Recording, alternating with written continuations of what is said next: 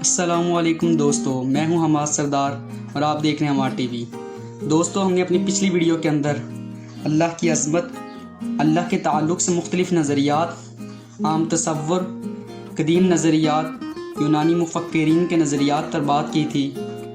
آج کی اس ویڈیو کے اندر ہم یونانی فلسفہ، افلاطون کا نظریہ کائنات، ارسطو کا نظریہ کائنات، انجیل کا کائناتی نظریہ، قرآن کا کائناتی نظریہ بیان کریں گے۔ ویڈیو شروع کرنے سے پہلے جو دوست اس چینل پر نئے ہیں وہ اس چینل کو سبسکرائب کر رہے ہیں اور بیل آئیکن کو کلک کریں تاکہ ہماری ہر آنے والی ویڈیو آسانی سے آپ تک پہنچ سکے اور آپ اللہ کی عظمت اور قرآن کا نظریہ اور علم و سائنس کے بارے میں زیادہ سے زیادہ جان سکیں۔ دوستو، آج ہم بات کریں گے پہلے یونانی فلسفے پہ۔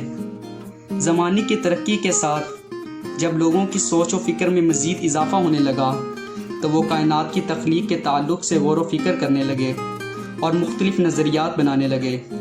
لوکس ایک قدیم یونانی مفکر تھا۔ اس کا نظریہ تھا کہ تمام اشیاء کا اصل ذرات ہیں اور یہ کائنات ذرات سے بنی ہے۔ یہ ذرات تغیرات سے محفوظ رہتے ہیں۔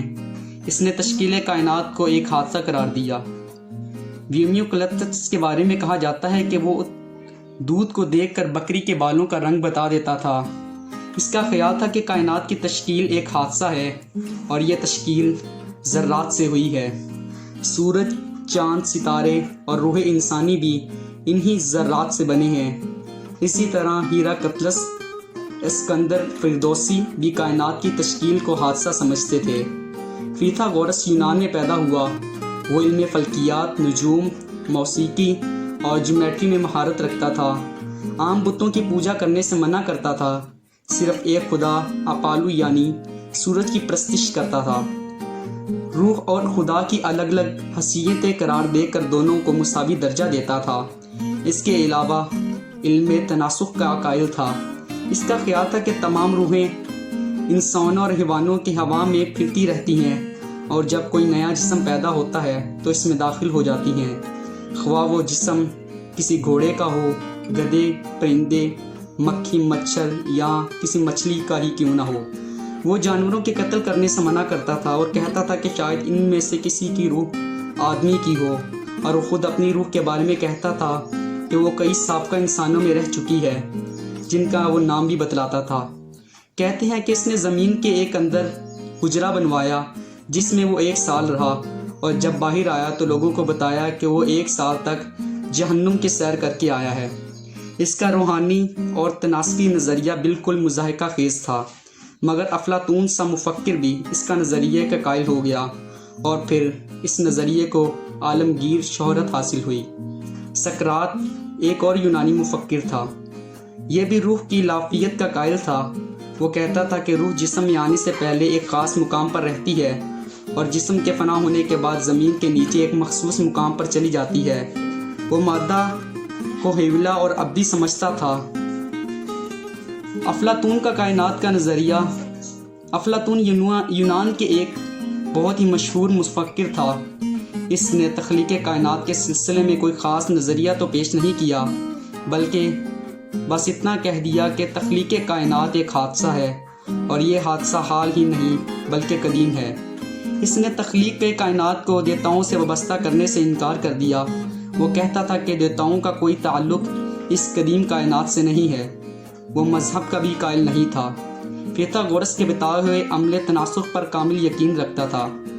ارسطو کا نظریہ کائنات۔ ارسطو بھی ایک یونانی مفکر تھا۔ اس کو مسلمانوں کے ہاتھوں عالمگیر شہرت حاصل ہوئی۔ اس نے زمین کو گول اور مرکز کائنات قرار دیا۔ اس کا خیال تھا کہ ہر شے کی تخلیق 4 عناصر سے ہوئی ہے، پانی، آگ اور مٹی کے علاوہ ایتھر سے ہوئی ہے۔ کائنات کے تعلق سے اس کا خیال تھا کہ وہ ازل سے ہے اور اب تک رہے گی، اس کا کوئی خالق نہیں۔ اس نے روح کی افضلیت پر کافی زور دیا۔ کہتے ہیں کہ وہ مختلف علوم میں مہارت رکھتا تھا۔ یہ تمام یونانی مفکر خالق کائنات کی کبریائی سے ناواقف تھے، مختلف قوتوں اور دیوتاؤں کی پرستش کرتے تھے، مادے کو ازلی سمجھتے تھے اور روح کو زیادہ اہمیت دے کر اس کو خدا کے برابر درجہ دیتے تھے۔ چنانچہ ان کے پاس مادہ، روح اور خدا تینوں کے علیحدہ علیحدہ وجود تھے جن کا تعلق ایک دوسرے سے نہیں تھا۔ انجیل کا کائناتی نظریہ۔ انجیل آسمانی کتابوں میں سے ایک ہے۔ اس نے بھی تخلیق کو ابراہیم اور موسیٰ کی طرح ذات خداوندی سے وابستہ کیا۔ تخلیق کائنات کے متعلق انجیل کے بعد اشارات پر تنقید کی گئی ہے۔ وہ تحقیقات کے بالکل خلاف ہیں۔ چنانچہ اگیٹ جاشی موئس بائبل کے مختلف اشارات کے حوالے سے اپنی کتاب میں لکھا ہے کہ انجیل نے کائنات کا جو نقشہ کھینچا ہے وہ بالکل غلط ہے۔ اس کے پڑھنے سے یہ معلوم ہوتا ہے کہ زمین چٹی ہے اور اس کے کنارے ہیں، اسی طرح آسمان کے بھی کنارے ہیں۔ یہ 3 ستونوں پر لٹکا ہوا ہے اور آسمان کے اوپر سب پانی ہے۔ اسی طرح اس نے یہ بھی لکھا ہے کہ انجیل کے کائناتی نظریے کے مطالعے سے یہ ظاہر ہوتا ہے کہ زمین مرکزی عالم ہے اور اس کی تخلیق موجود مادے سے ہوئی۔ انجیل ہر زمانے میں تحریف کا شکار ہوتی رہی۔ شاید مندرجہ ذیل بالا اشارات بھی تحریف کے سبب یونانی مفکرین کے نظریات سے متاثر ہو کر انجیل میں شریک کر دیے گئے۔ چونکہ آسمانی کتاب میں ایسے اشارات کا ہونا ناممکن ہے، مگر یہ اشارات اس وقت بھی انجیل میں موجود ہیں اور عیسائی سائنسدان ان پر آئے دن تنقید کرتے ہیں۔ کلمیڈین اور ارجن جو 3 صدی عیسوی کے شعراء آفاق پادری گزرے ہیں، انجیل کے پیدائش سے باب کو جواب متعدد تنقیدوں کا شکار ہوا ہے۔ سابقہ تمام فلکیاتی نظریات سے بالا تر سمجھتے تھے۔ یہی حال 19ویں صدی تک رہا۔ چنانچہ صدی عیسوی میں ڈاکٹر جان فلائٹ فورٹ نے یہاں تک کہہ دیا کہ انسان کی پیدائش صبح 9 بجے 22 اکتوبر 606 قبل مسیح میں ہوئی، حالانکہ 14ویں صدی سے ہی انجیل پر سخت تنقید شروع ہو چکی تھی۔ یہاں غور طلب بات یہ ہے کہ ہماری زمین مرکز کائنات ہے۔ کیا یہ چٹی ہے؟ کیا زمین اور آسمان ستونوں پر قائم ہے؟ اور کیا آسمان میں سب پانی ہے؟ اس کا جواب معمولی پڑھا لکھا آج بھی نفی میں دے گا۔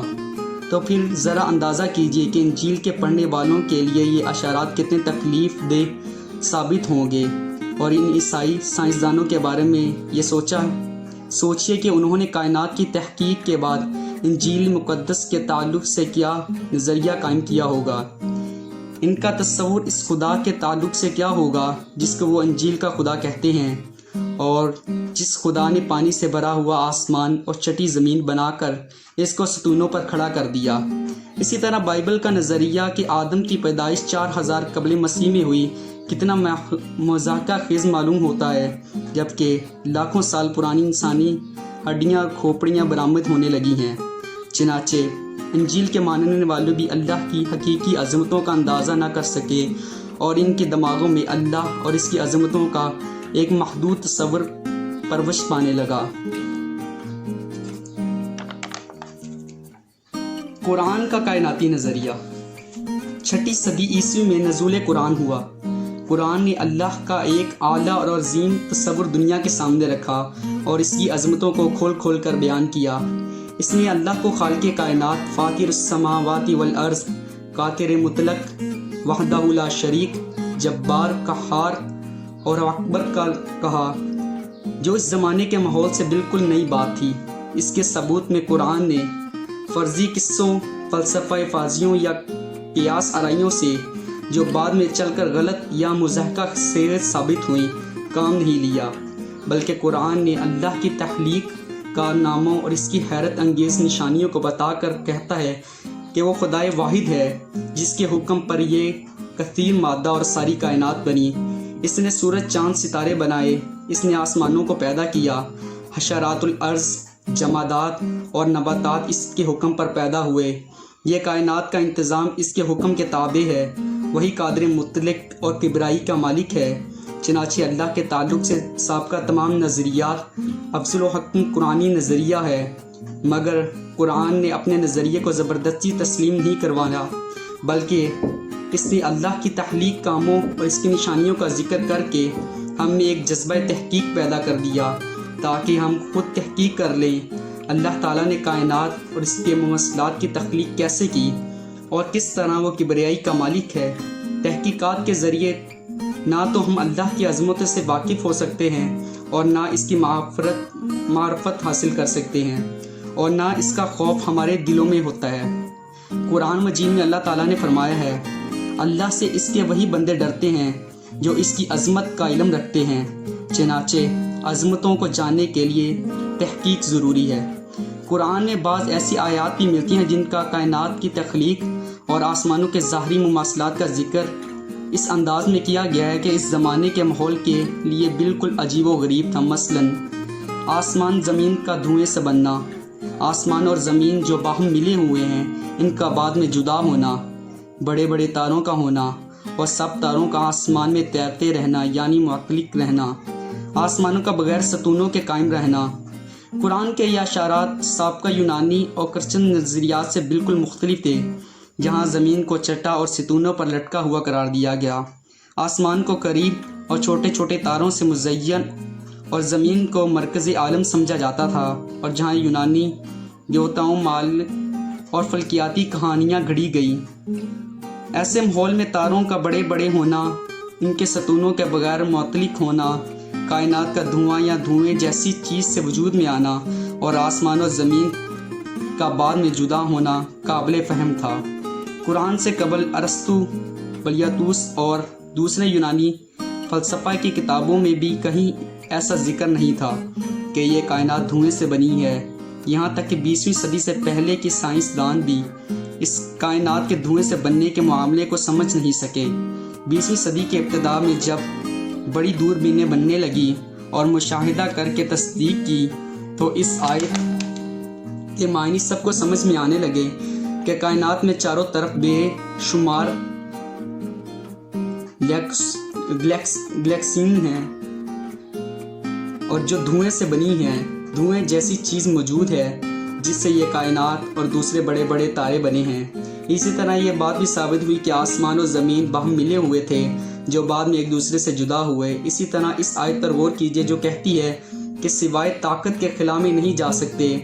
خلا میں جانے کا خیال تو قدمہ میں کسی کے پیش نظر بھی نہ تھا، مگر موجود زمانے میں جب خلا میں جانے کا سوال پیدا ہوا تو یہ معلوم ہوا کہ خلا میں جانے سے قبل غیر معمولی طاقت کے استعمال کی ضرورت ہے، چنانچہ اس آیت کی تحقیق موجودہ زمانے میں ظاہر ہوئی۔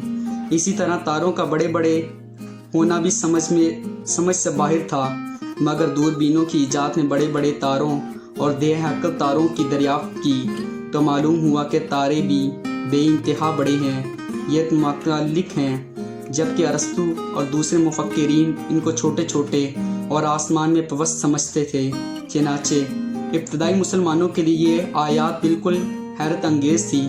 ان کا مطالعہ متجسس انسانوں کے دلوں میں ایک جذبہ تحقیق پیدا کرتا تھا۔ اس کے علاوہ قرآن خود غور و فکر کی دعوت لے کر آیا تھا۔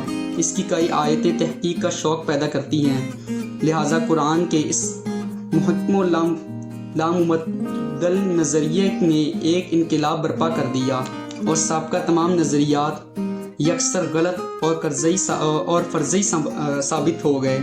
چنانچہ اس سلسلے میں ہونے والی تحقیقات نے ریگستانی عرب کو علم و روشنی سے منور کر دیا، جس سے بعد میں ساری دنیا جگمگا اٹھی اور پھر وہ علمی اور سائنٹیفک ترقی ہوئی کہ جس کو ہم آج بھی دیکھ رہے ہیں۔